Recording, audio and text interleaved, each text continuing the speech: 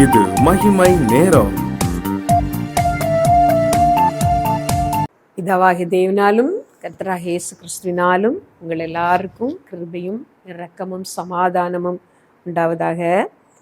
யாத்ராகமும் 9வது அதிகாரம் 27வது வசனத்தை நான் வாசிக்கிறேன். அப்பொழுது பார்வோன் மோசேயையும் ஆரோனையும் அழைப்பித்து, நான் இந்த முறை பாவம் செய்தேன், கர்த்தர் நீதி உள்ளவர், நானும் என் ஜனமும் துன்மார்க்கர். ஆண்டவரை எதிர்த்து நின்ற ஒரு ராஜாவின் வாயிலிருந்து வந்த வார்த்தை, கர்த்தர் நீதி உள்ளவர். உபாகமும் 32:4வது வசனத்துல நாம் பார்க்கிறோம், கர்த்தர் நீதியும் செம்மையுமானவர் என்று சொல்லி. அதே போல நெகேமியா 9ஆம் அதிகாரம் 33வது வசனத்திலே நெகேமியா கர்த்தரை பார்த்து சொல்லுகிறார், ஆண்டவரே நீர் எங்களுக்கு நேரிட பண்ணின எல்லாவற்றிலும் நீர் நீதி உள்ளவர் என்று சொல்லி. நெகேமியா இந்த வார்த்தையை சொன்ன பொழுது அவர் சிறை இருப்பில் இருக்கிறார்.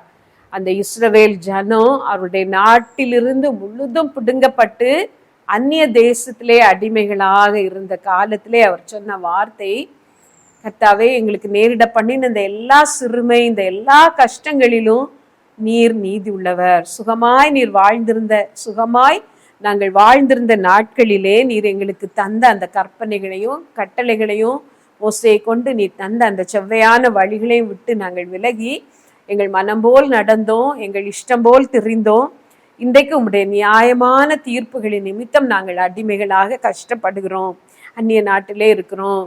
நீர் எங்களுக்கு நடப்பித்த எல்லாவற்றிலும் நீர் நீதி உள்ளவர் என்று சொல்லி நெகேமியா ஆண்டவரை பார்த்து சொல்லுகிறார். அதே போல சங்கீதம் 7:11 நாம் பார்க்கிறோம், கர்த்தர் நீதி உள்ள நியாயாதிபதி.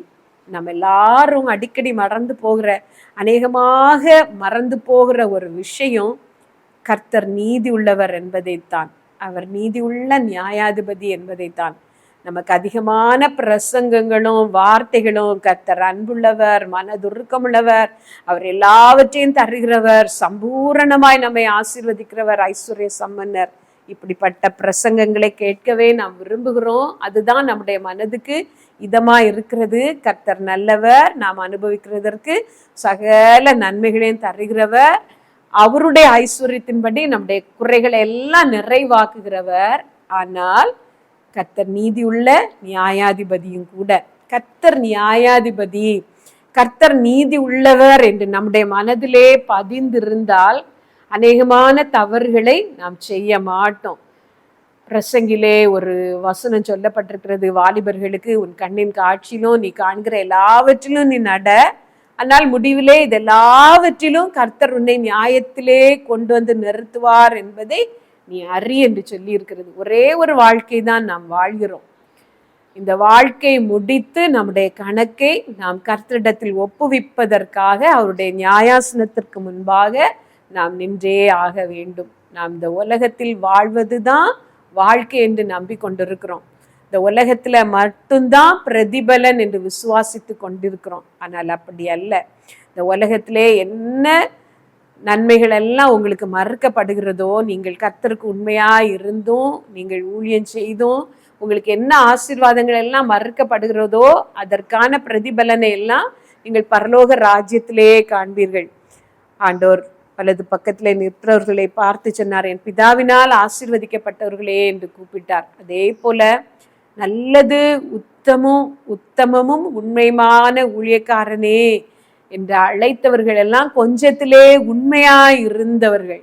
அவர்களுக்கு கிடைத்த கொஞ்சத்திலே அநியாயம் செய்யாமல், பிறரை ஏமாற்றாமல், கஷ்டத்திற்கு நடுவிலும் உண்மையாய் இருந்தவர்கள். கர்த்தர் நீதியுள்ள நியாயாதிபதி. அது எப்போதும் நம்முடைய மனதிலே இருக்க வேண்டும். நம்முடைய செய்கைகளை குறித்து, நம்முடைய கிரியைகளை குறித்து, ஏன் நம்முடைய வார்த்தைகளை குறித்து கூட நாம் அவரிடத்திலே கணக்கு ஒப்புவிக்க வேண்டும் என்று சொல்லி ஆண்டவர் நமக்கு சொல்லி இருக்கிறார். ஆகவே நாம் மனதிலே பதித்து இந்த உலகத்திலே வாழ்கிற நாட்களில் எல்லாம் உண்மையாக வாழ நாம் பழக வேண்டும். நாம் நினைக்கிறோம் மனிதருக்கு தெரியாமல் நாம் செய்கிற கள்ளத்தனங்கள், மற்றவர்களை ஏமாற்றி வஞ்சனையாக நாம் செய்கிற கிரியைகள் எல்லாம் அப்படியே அழிந்து போகிறது என்று சொல்லி, அப்படி அது அழிந்து போகவில்லை. அது எங்கேயோ போய் விதையாக விழுந்து முளைத்து கொண்டு இருக்கிறது. நான் பழைய காலத்திலே அறிந்த ஒரு கதை.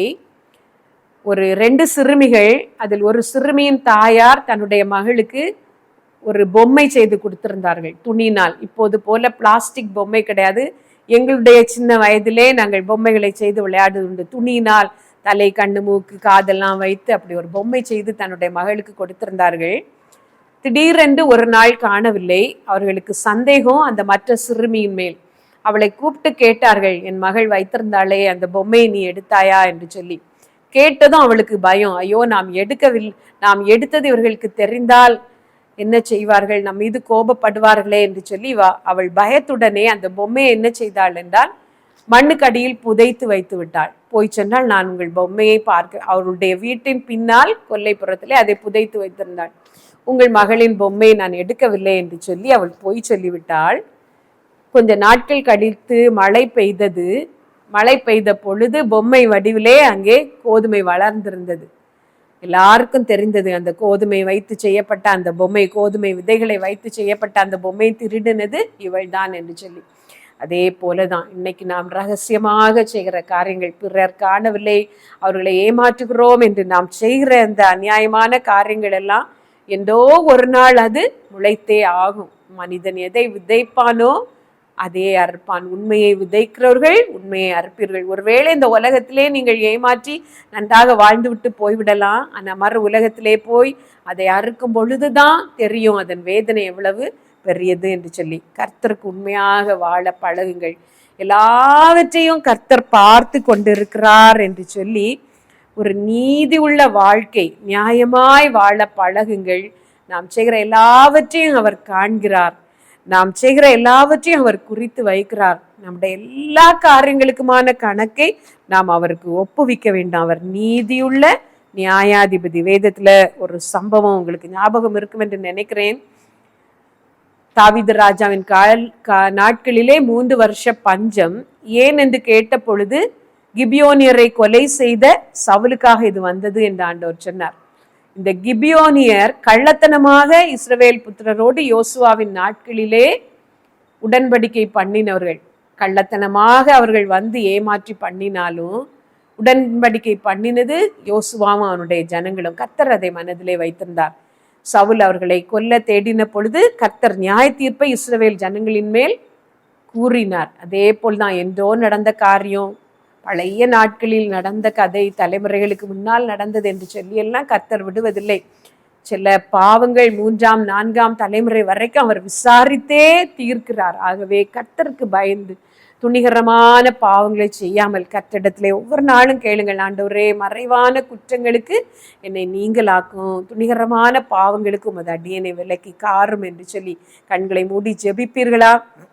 இதை கேட்கிற நீங்கள் யாராவது கர்த்தருக்கு உண்மையாகவில்லை, மனிதரை ஏமாற்றியே நீங்கள் பழகி விட்டீர்கள், உங்களோடு தான் கர்த்தர் இடைப்படுகிறார் என்றால் உங்களை தாழ்த்தி ஒப்பு கொடுங்கள். ஆண்டவரே, என் வாழ்க்கையின் பெரும் பகுதி நான் பொய்யை சொல்லியே வாழ்ந்து விட்டேன், அநியாயமாய் சம்பாதித்தே வாழ்ந்து விட்டேன், மனைவியையும் பிள்ளைகளையும் ஏமாற்றியே நான் வாழ்ந்து விட்டேன், கணவருக்கு துரோகம் செய்தே நான் வாழ்ந்து விட்டேன். இதெல்லாம் அநியாயம் என்று தெரிந்தும் கண்டுபிடிக்காத வரைக்கும் அது நல்லது, க்ஷேமம் என்று சொல்லி நான் ஒழித்திருக்கிறேன். கர்த்தாவே, நீர் எல்லாவற்றையும் நியாயத்திலே கொண்டு வருவீர் என்று நான் அறிகிறேன். என்னை கழுவும், என்னை பரிசுத்தமாக்கும், இந்த மோசமான பாவத்திலிருந்து என்னை விடுதலையாக்கும். ஒரு நாள் உமக்கு முன்பாக நான் வந்து நிற்க வேண்டும். அன்றைக்கு எல்லாம் வெளியரங்கமாக இருக்கும். நீ நீதி உள்ளவர் கர்த்தாவே, நீ நீதி உள்ள நியாயாதிபதி. இப்பொழுதே அந்த பாவங்களை எனக்கு மன்னியும், உம்முடைய பரிசுத்த இரத்தத்தினால் என்னை கழுவும் என்று கேளுங்கள். சர்வ வல்லமையுள்ள எங்கள் நல்ல தகப்பனே, ஆவியானவரே, நீர் உம்முடைய ஜனங்களோடு இடைப்படும். இயேசுவின் நாமத்தை சொல்லிக்கொண்டு மோசமான பாவங்களிலே ஈடுபட்டிருக்கிற உம்முடைய பிள்ளைகள் உண்மையாய் மனஸ்தாபப்படவும் மனம் திரும்பவும் ஆவியானவர் அவர்களிலே நீர் கிரியை செய்யும்ப்பா. அப்படி மனம் திரும்புகிற ஒவ்வொருத்தருக்கும் மன்னிப்பை தாரும், விடுதலை தாரும், பரிசுத்தமாய் வாழ உம்முடைய பலனை தாரும், ஆசீர்வதியும். இயேசு நாமத்திலேயே ஜெபிக்கிறோம் எங்கள் நல்ல பிதாவே, ஆமென்.